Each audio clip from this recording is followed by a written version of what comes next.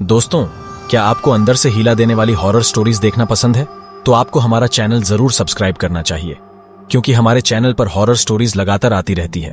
So please subscribe our channel soon. Thank you. मेरा नाम विजय है। मैं एक मिडिल क्लास लड़का हूँ। मैं एक न्यूज़ चैनल कंपनी में काम करता हूँ। मेरा चैनल कुछ ज़्यादा फेमस तो नहीं है, लेकिन वो कुछ ऐसी स्टोरी कवर करना चाहते थे जिससे उनके चैनल का नाम हो जाए, लेकिन ऐसा कुछ भी नहीं हो रहा था।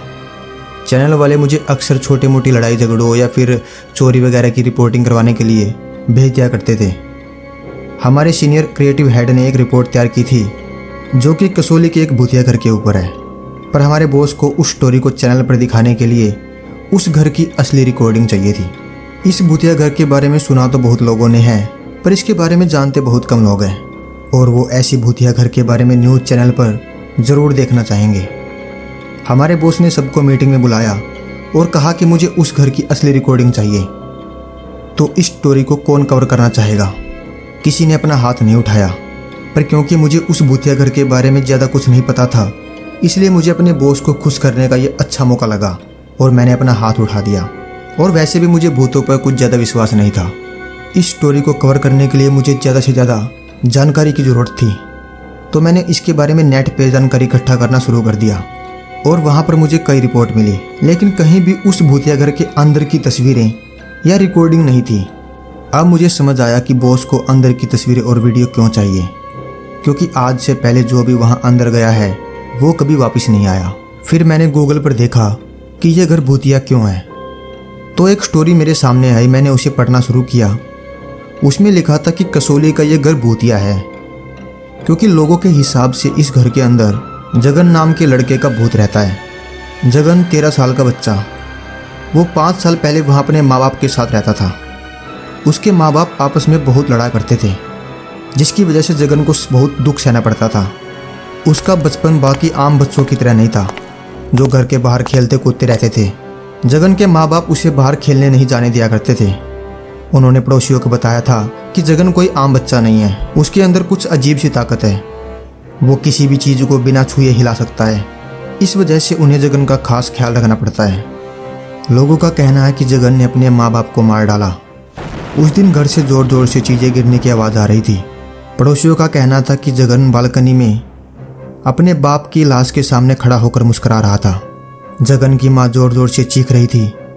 कुछ देर बाद उसकी माँ की आवाज़ आनी भी बंद हो गई।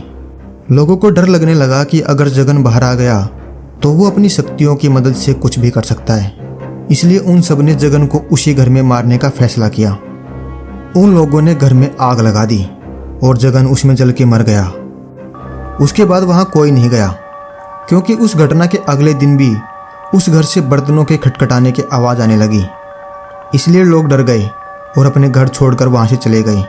ये स्टोरी पढ़ने के बाद मुझे थोड़ा डर तो लगा, लेकिन अगले दिन मैं अपना कैमरा लेकर और उस घर के अंदर वीडियो बनाने के लिए चला गया।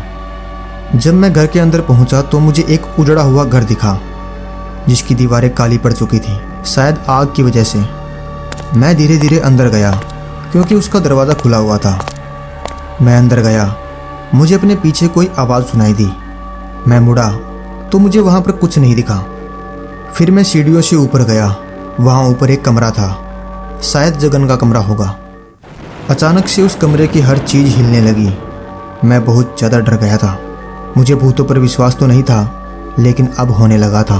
मुझे अपने कंधे पर एक हाथ महसूस हुआ, पर मुझ में पीछे मुड़कर देखने की हिम्मत नहीं थी। मेरे पैर जैसे डर के मारे एक ही जगह जम गए थे। कमरे का दरवाज़ा ठीक मेरे सामने ही था।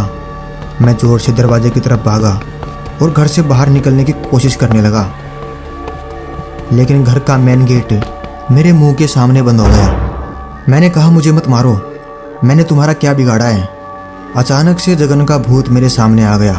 उसने मुझे बताया कि मेरे जैसे ही लोगों ने उसे मारा था, इसलिए अब जो भी इस घर के अंदर आएगा वो उसे मार देगा। मैंने उससे कहा कि लोगों ने तुम्हें मारा क्योंकि तुमने अपने माँ बाप को मारा था। क्या वो सही था?